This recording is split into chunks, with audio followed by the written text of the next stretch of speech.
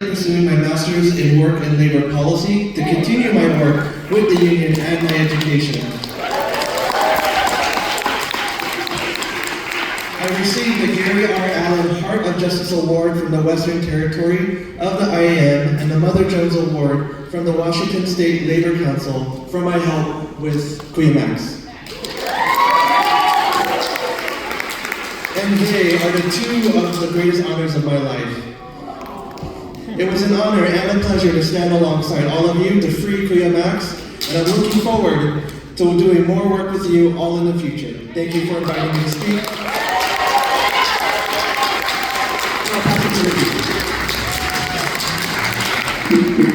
As many of you know, I'm Ricky. I'm really here now. I want to stick up for immigrant co-workers because we don't care what color you are, we don't care where you came from, we care that you're a person, and we want to take care of you. I'm going to go outside with Max here. I got a phone call on, I think it was a Saturday, and within hours I had a million people calling me to figure out how we could help. And from all over the Northwest and the East Coast, or motion as we call it sometimes, is back in Maryland. We actually had people on the phone. We started calling senators and representatives and doing all that. And it's important for us to, as a labor union, to stand up for all of our workers and protect them in their workplace because we all need the same things. We all have to put food on our tables, houses over our heads, and lay down with our little family at night. Who better organize than unions too and stand up for migrant rights because we've been standing along with migrant rights basically since the beginning. Most of our unions, not just the machinists, but many throughout the United States in the AFL-CIO, were started by migrants because they were tired of poor working conditions. So it's an honor to, as a machinist, to carry on our legacy, and especially, didn't expect to find in my front door, but here we are. So thank you for letting me speak then. I look forward to talking about it more.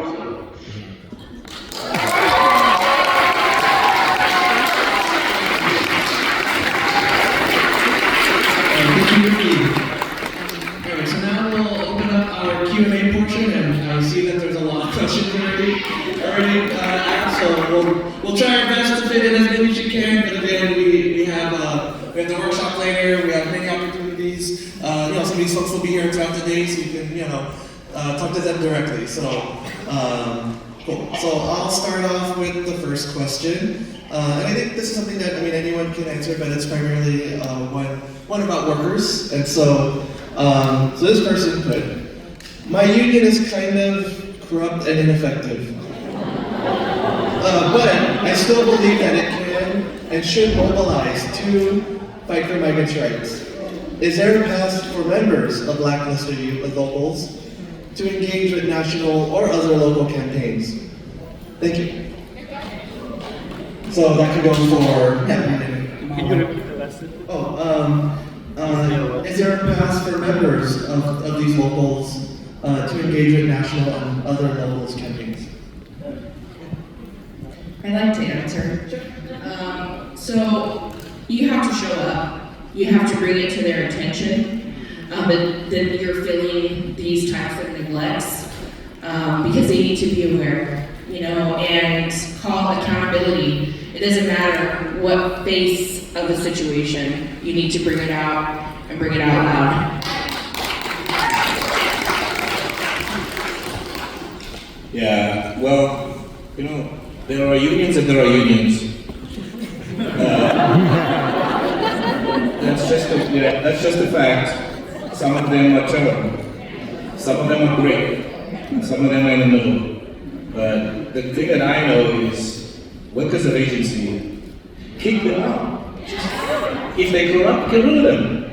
Demand, do an action, organize your colleagues, get them the hell out of office. That's what you do. You find a way. You move a campaign and you get them out. And that's what you do. And yes, you should be part of all campaigns. I understand October 18th, we're going to have one of the biggest protests in the country coming. I think all workers from every union should be there and should be organizing for that. And there's going to be many opportunities for activities and actions coming up. So we should, yes, workers, irrespective of their leadership, should be participating in these struggles and supporting these struggles. I know in the GSU, all of us have women rights committees in our locals, and we use those as community outreach also to talk with people and the things that are going on in our local area. So like outreach for immigrants that want to back up for going to protest at Northwest Detention Center and things like that. And remember, there's only as long as people in it. So if you don't have people that are participating, vote them out, get rid of them. You don't want the guy that wants power, you want the guy that showed up because he wanted to make a difference. And you can get your country in the country I think just to briefly add that workers can also form their own organizations and unions also that would genuinely fight for the needs of the people, the needs of the workers. And I think we would love to do more joint education, joint gatherings, like with members of unions, members of ICHRP-US, members of all of our organizations that are in the room. There's a lot of education we need to be doing together, a lot more people that we need to be reaching. We're just getting started. And so how do we really work together, get to scale, do that work? That's right. Thank you. All right, so the next question, and I think maybe, directed towards Pastor General, but I think others can also answer. Can you elaborate how the religious leadership and religious formations can counter Trump's actions to silence and target progressive and pro-people voices?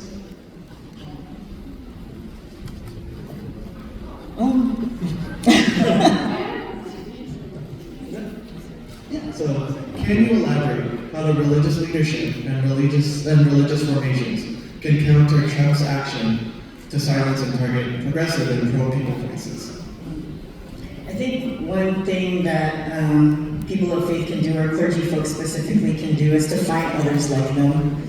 To find other clergy people who are also trying to figure things out, and to find the folks who are also supportive of that type of work in the institution.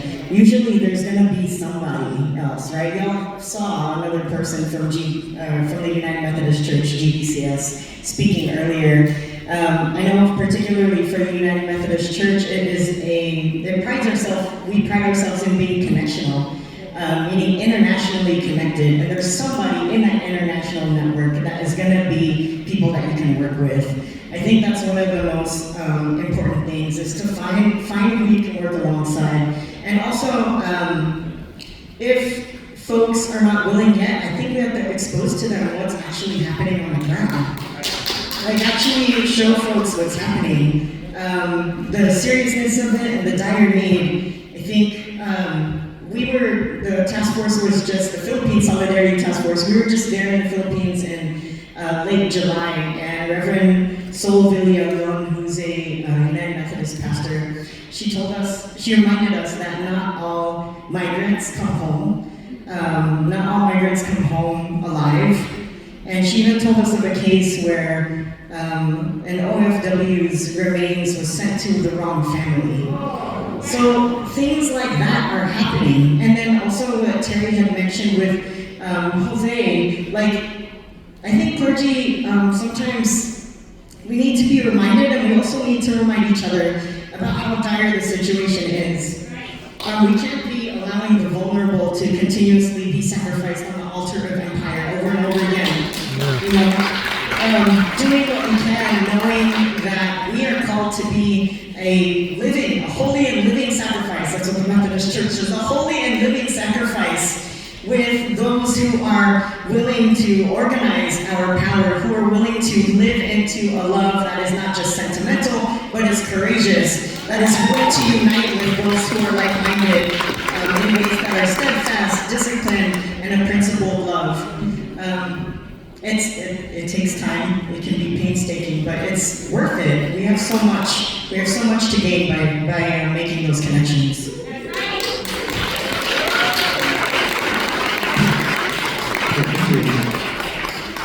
Okay, so the next question, it's while the campaign is Tanggol Migrante, and in part to center Filipino migrants by anti-immigrant policies. What has this campaign done or will do to link up resources, support and work on expanding migrant defense to all migrants, particularly Black and brown migrants in the U.S.? I'll start and others can add. Like folks have been saying across this panel, to build that solidarity, like what y'all are talking about, forge unity, to build a united fight and alliance. What we're doing is bringing those fights together. There's so many opportunities to fight ICE out of our communities, to free our migrants, to take our struggles all the way back to our homelands. And at every struggle, there's opportunities for folks to get involved. And we want to connect those struggles, not just the Filipino struggles, which has been a powerful force to free folks like Kuya Max, Auntie Lynn, and others. So those struggles and the strength of some of those efforts of the Filipino community are extended not only in our communities to free others and to share strategies, tactics, and lessons, but to fight side by side. And like Kuya Max did inside, he can speak to this, he was connecting with other non-Filipino migrants in detention at the Northwest Detention Center, right? Those are our siblings, brothers and sisters that are suffering the same struggles, and we are working and fighting side by side with them, just like what David was talking about. So that solidarity that we're building on the ground, in the streets, with faith and labor community organizations together is how we can bring in folks to share resources, strengthen the fight, and build the power we need to actually win more.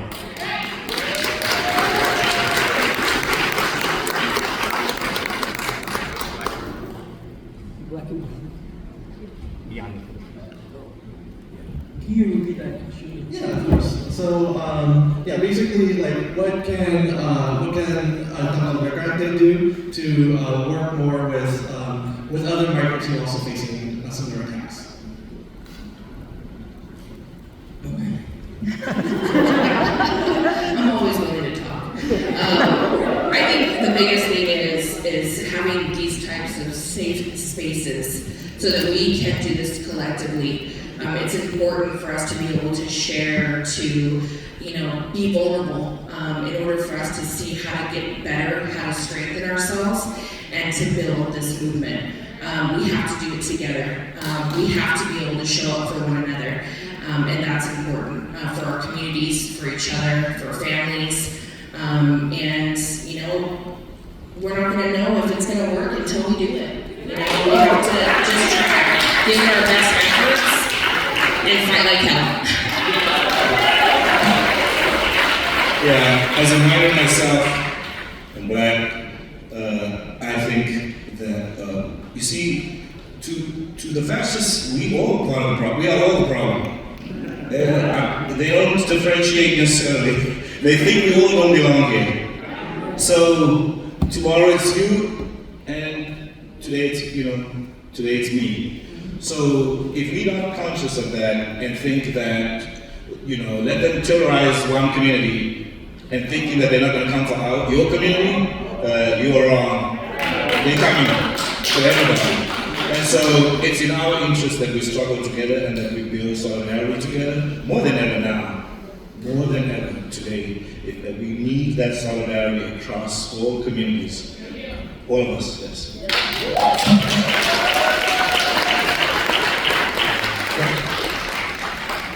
All right, the next question is, what are additional approaches for workers to fight back and to advance worker-to-worker solidarity?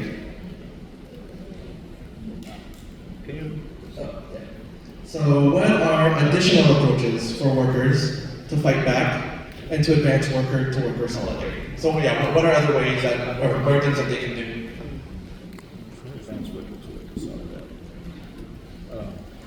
One thing that don't always matter, you want to vote for a candidate who cares about labor, who cares about you. You can't continue to vote for people that are continuing going to Congress and bodies of government and voting against the people.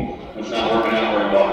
I know the community I live in, very large group, and it's consistently them that's kind of getting put upon that's not okay. So we need to get those people out of office.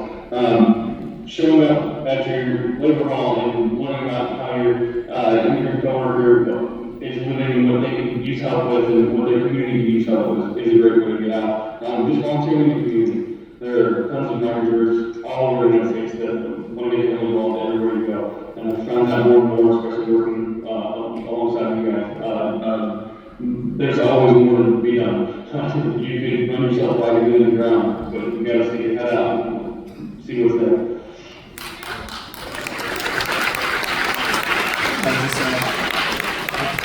I will just add that the challenge is for us, for workers right now, is we have candidates and elected people that speak for us that don't care at all about the interests of the working class at all. They come for our vote and our resources, and then they forget about us. So while we're building and fighting fascism, I think we need to be building a different kind of movement that will lift up leaders that truly care, are part of and truly care about the working class, because we really don't have it right now. Just be honest with you, there are very few elected officials that we could say that they're in lockstep with the interests of the working class from all the way to the end. It's just not happening. And but we can build that. There are a few amongst them, but that's because we don't have a movement. We don't really have a movement that holds them accountable. And so I think when we, in the next 4 years and beyond, let's build something different. And let's elect leaders that are different, that actually care. Yeah, and then earlier we were talking about that we need to change the system. We need to transform it, and it's going to be through how we unite together, how we build a bigger movement. And what we know is that the people in power, they basically divided up the world. You know, the U.S. is at in the lead of that. U.S. imperialism, but they divided up the world and they're fighting for an even bigger peace. And then meanwhile, all of the workers, all of the people of the world are really suffering. And so our unity strikes fear to their hearts. It's our unity and the way that people are starting to resist that's a big threat to that power. And so how do we do more education together about who our real enemy is and the reason, what's really at the root of these attacks on workers, you know, which is these systems at play so that even more money can be made from our people, from all of our communities. And so let's do that through getting together and doing, Crystal talked about safe spaces, yeah, like we have to share our struggles, like what are our shared struggles, what's at the root of those struggles. Let's be in each other's shoes. Migrante USA does want to host also solidarity missions back to the Philippines, and would invite all other organizations of all nationalities to join that. We would love to also do that with other communities and really deepen that shared understanding so that we can fight and build that society that really addresses our needs.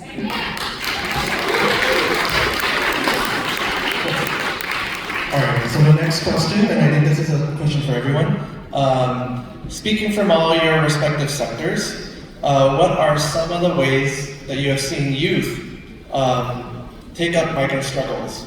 Or what are some ways that youth can take up the struggles of migrant workers and be genuinely alongside them in their fights? So I know there's a lot of youth here, so I'm sure I'm very curious to see that, but you know.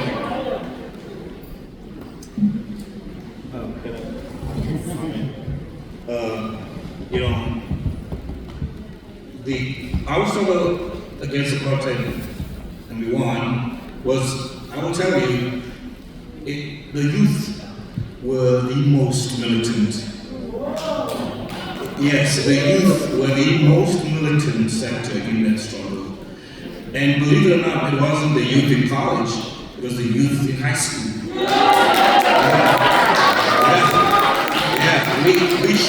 We shut shit down.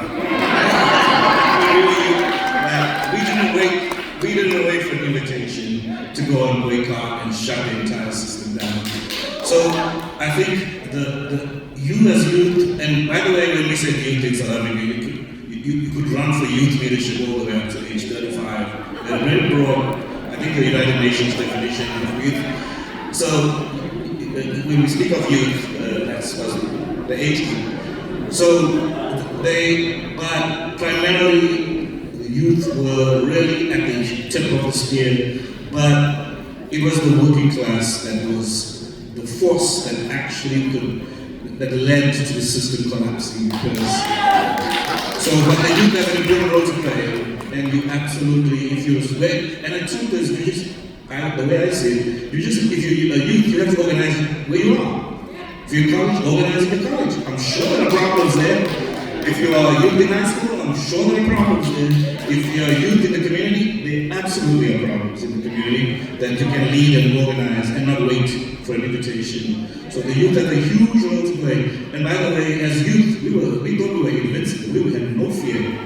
So I'm sure some fear too, not afraid, right? Because you don't have some of the responsibility other people have before you take certain actions. So it's really important that the youth are mobilized and organized as part of the struggle.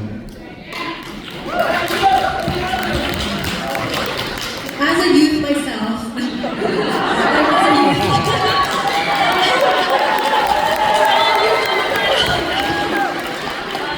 forever youth, there's so many skills and talent and contributions that the youth have to make, and by really being one with the workers. It's like one of the first people that came to mind actually was Amato when I was thinking about it. But I just remember, because Amato was such a talented filmmaker, writer. He would always, I just remember, I would be in meetings with him sometimes with other workers, and he would just listen so closely to what their concerns and issues were. And he would really also organize other youth to take it up, I know there's folks that were a part of that, he was really organizing at Laney and other places, to build that support for the struggles of the people. And ultimately he went and he was one with them. He went to go be with the people in the Philippines, presidents fighting for land, workers. That's really the call to all of us. How can we be even closer with and one with the workers, contribute our skills to lift up their stories, their demands, and really fight, build that movement to really fight and address, build support, fight for their demands, fight for their struggle, build a movement, like how Amato did and how so many other youth and students around the world are doing. I took what I was like, be Amato. That was what they call when he passed away. Be Amato. Those fights are right here in front of us, right? Remember, coming up earlier, it was the war on terror. That fight, U.S. war on terror, of terror, was kind of, what's in front of us in each generation for the youth. Here's your fight. And you need to fight like Kuya Max and Ate Crystal. All of them. So let's fight together. And we can gather, on that previous question about worker-to-worker solidarity, we have those kind of forums, and the International Migrants Alliance has its 6th Global Assembly coming up. We talk about how youth can be together with the migrant struggle. There will be a workers' conference close to that as well. So joining together, sharing those struggles and lessons, but being in the fight, just like Kai said. That's where you're going to learn solidarity, real solidarity. When you're side by side with folks from your generation and that generation before you, that wage of struggle and built what we have today, and y'all are going to take it to that next level. Joining together, being in the fight, and being part of the struggle that's right here in front of us.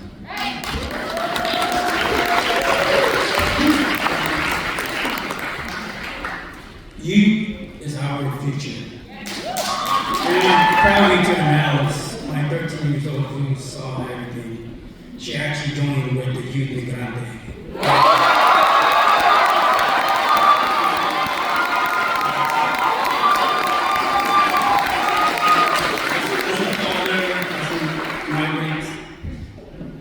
My little daughter, baby of mine, who understands and saw everything, and willing to fight for other people, other colorblind, and she wanted to make sure that this thing don't happen again.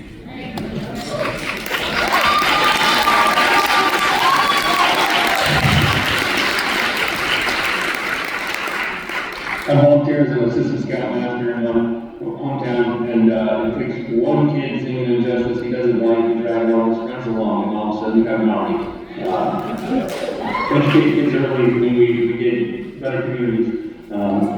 That's probably the best lesson I've learned out of being an assistant scoutmaster. And I think I've learned more as an assistant scoutmaster than I did as a scout, but educating kids early gets them involved, and they want to get out there and do stuff. They don't need a lot of motivation if you push the red buttons. They'll take it along.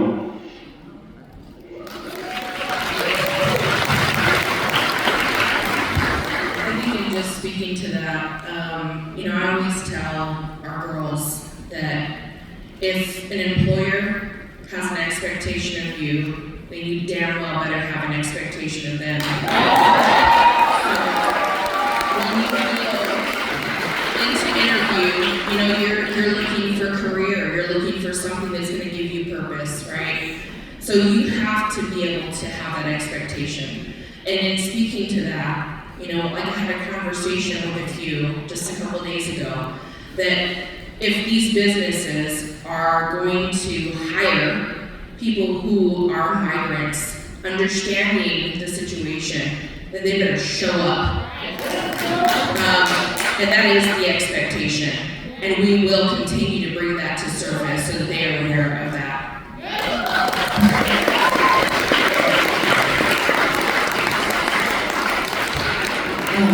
So youth are very important in the context of church right now.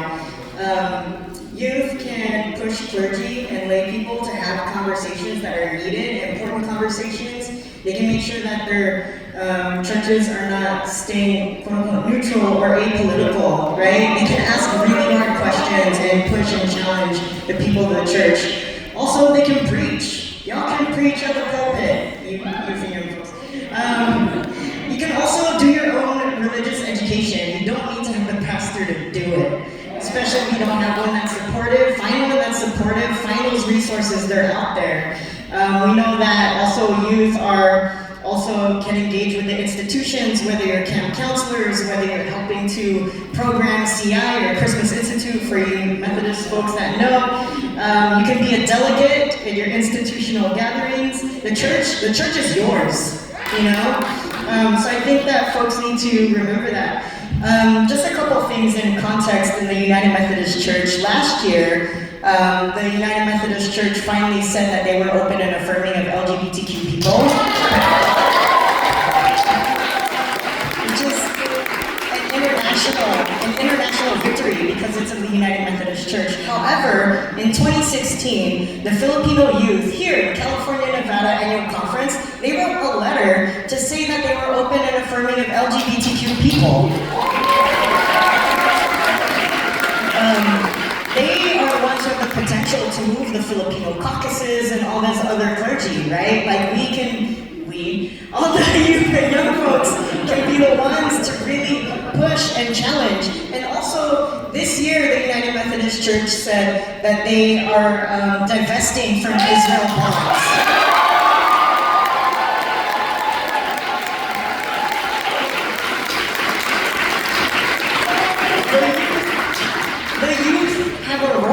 Youth and young adults have a role in not leaving the church to the ways of empire, making sure that the church lives in the ways of Jesus, lives in the ways of liberation.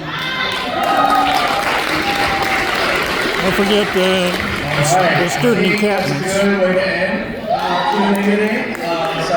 And thank you to the panelists. Again, hopefully for the youth, I see you all waving your flags there.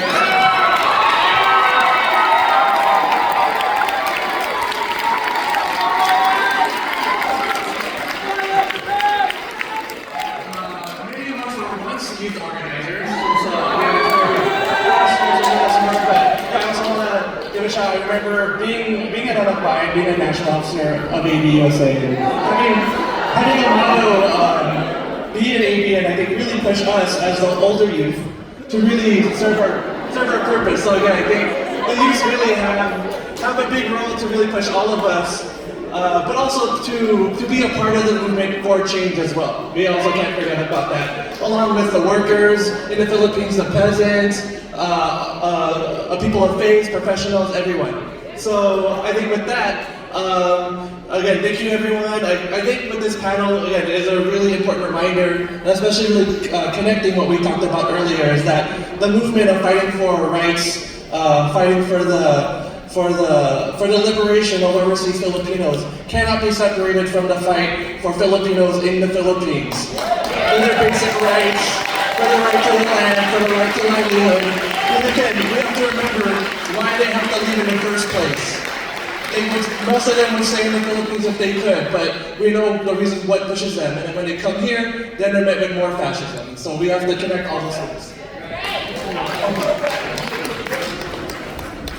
Just to add, I want to announce also the local 695 machinists, which is my union. I'm sorry, I'm going to go to work. I'm proud to announce that the machinists were aligned with TMM, with Tambo Migrante.